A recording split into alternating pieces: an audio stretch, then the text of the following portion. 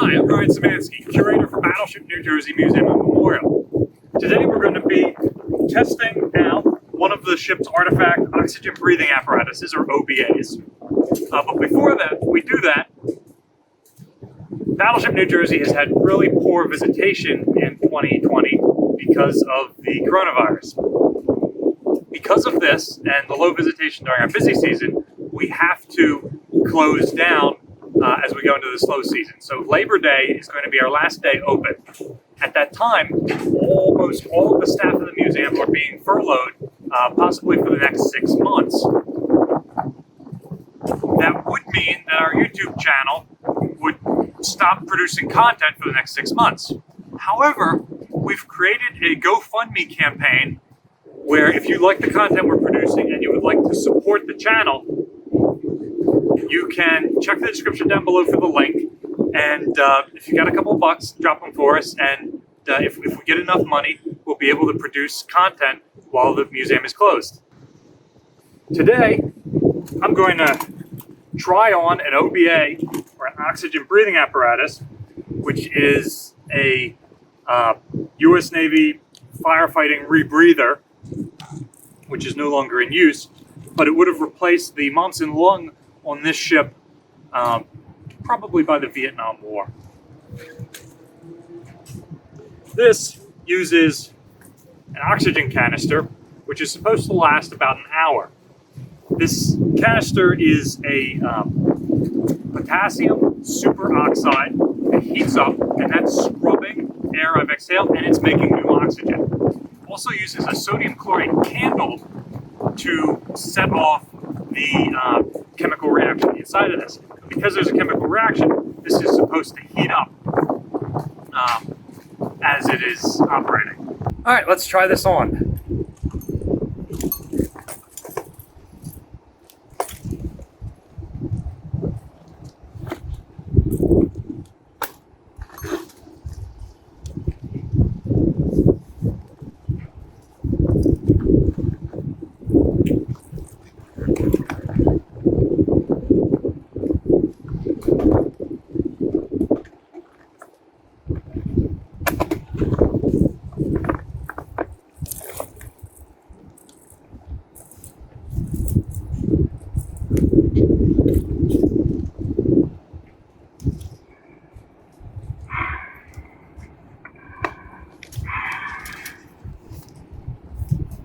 Here's your canister, this side towards yourself, just like the Claymore mine.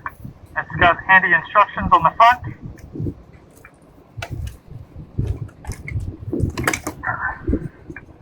There's the cap, and that seal needs to be broken for this to start, but it will be punctured when I insert it into the vest here.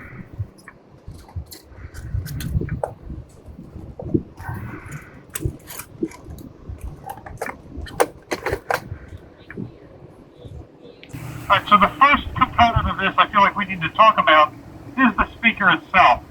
Where's the button for that?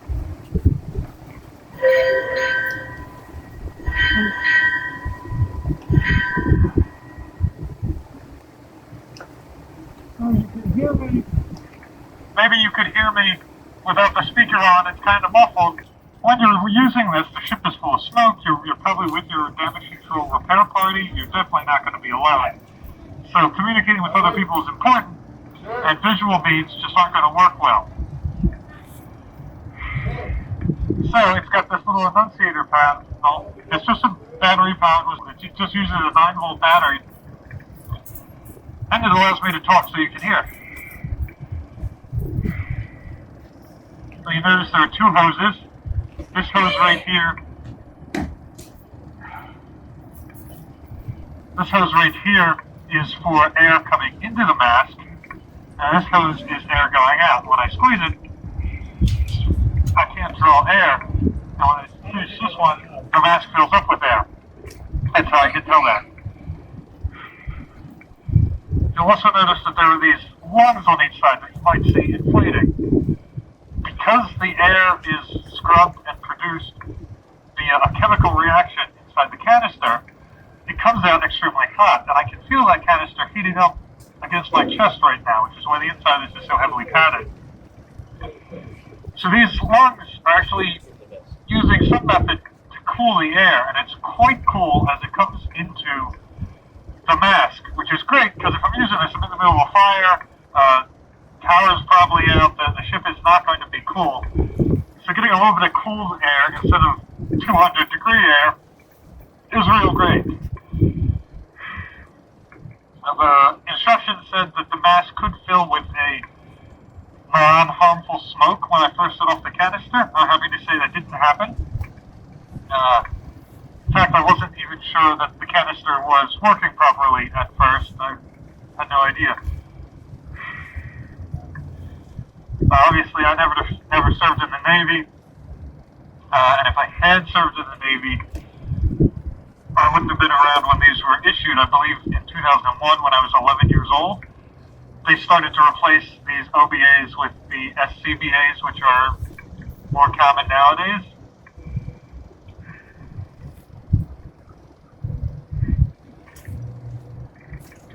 It's been 15 minutes. So, you'll also see on here a timer. It goes up for an hour. That's how long the canister is supposed to last.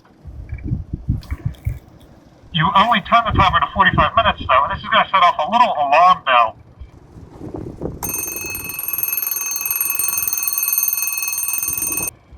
That'll let you know that the air is running out. At that point, you've got 15 minutes to get out of that space. If you've got presence of mind, you might dial that on for another 15 minutes after it sounds. If not, 15 minutes is more than enough time, should be more than enough time to escape the boat or the area that you're in that's in danger, so that you can drop the canister and insert a new one. Let's see. Here you can see the back stamping.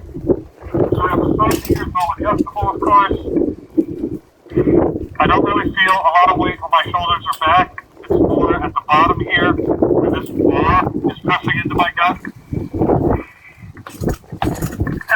It is strapped on pretty well.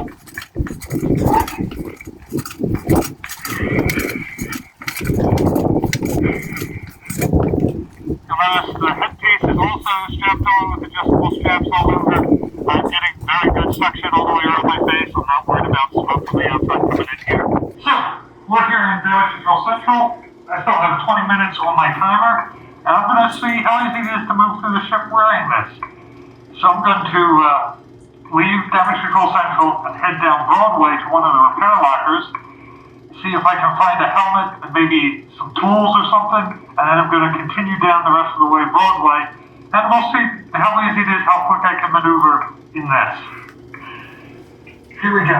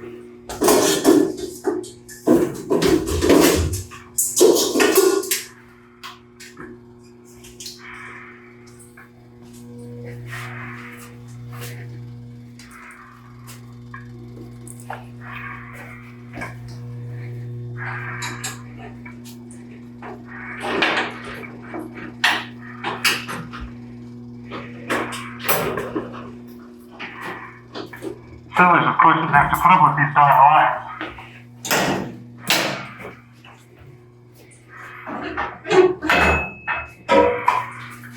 Let's take them all for some shoring timbers.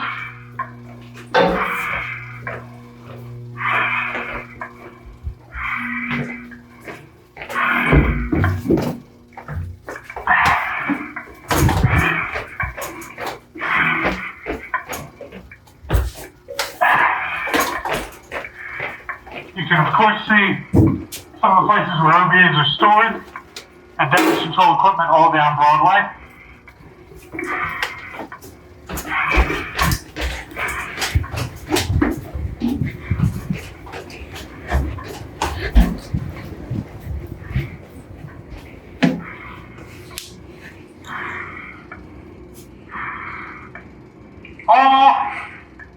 Not too bad to navigate. You want to turn on the lights and we'll see. Gonna climb down to Volatile diesel. We'll see how this thing works on ladders. I cannot actually look down and see where my feet are because of the front patch. So I'm not sure what's below me.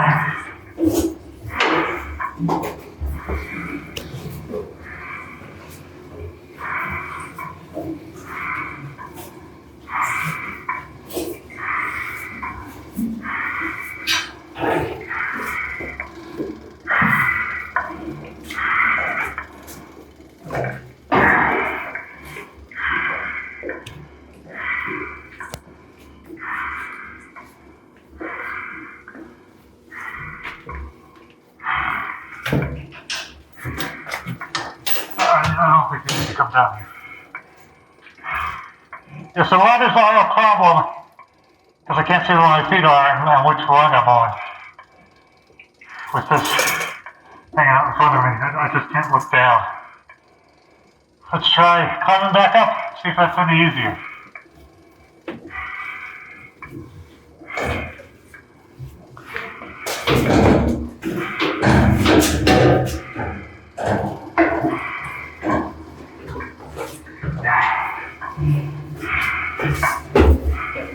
Didn't really make it enough air when I breathe deeply. And the mask is starting to fog up, or it might just be the lights in my eyes from the camera. I am thankful that the air is cool. And I expected it to smell and taste very chemically. And I'm very happy that it doesn't. If I'm giving myself cancer right now, I don't know it. You know what it is? I can draw as much air as I want.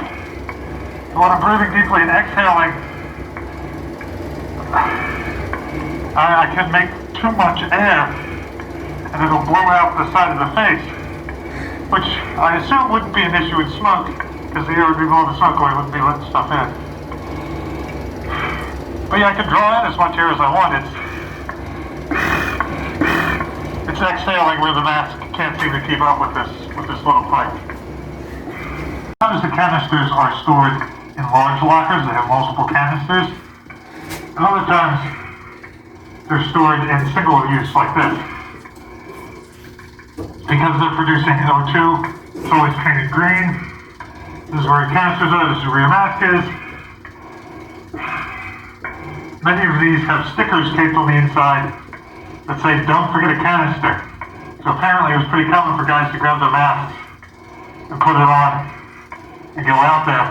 And you can breathe with these on without a canister in them because there's just a hole in the bottom, so it's still drawing air. It feels fine. So I guess a couple of people got to their damage control stations and realized they didn't have a canister. Also, I've been wearing this now for about 30-35 minutes. It's really starting to heat up. I can really feel it warming my chest. So real happy for the cool air, thanks to these inflating lungs. So it's been about 50 or 55 minutes. Starting to get a little hard to breathe. Not too bad yet, but it's really starting to hurt around where this is pressing into my face and squeezing my head. So we're going to try and get this canister out. This is my first time ever attempting this, so let's see how it works.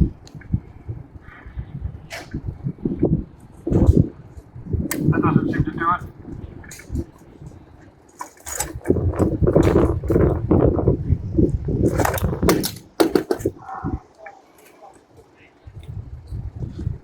That's pretty warm.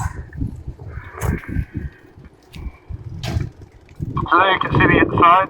This had a cap on it and a foil cover which was punctured when this was inserted into the mask. And yeah, that is quite hot when you touch it to bare skin. Now with the canister out, I'm just breathing through the open hole in the bottom.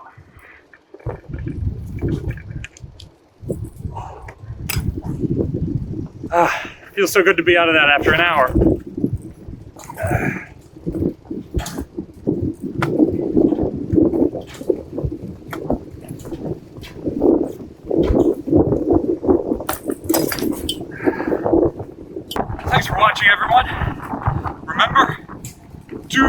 try this at home. I talked with a number of former sailors about what the right way is to use these things before I attempted it. And I verified that the thing worked before I put it on. So, remember to like, share, and subscribe so you're notified when we do other cool stuff like this. Check the comment section down below if you have any questions about this. If you were ever in the Navy and had to use one of these things, let us know what your experience with it was. Remember, please support the museum. Check the description down below for ways you can support us via our GoFundMe so we can keep running while we're closed. I'll see you next time.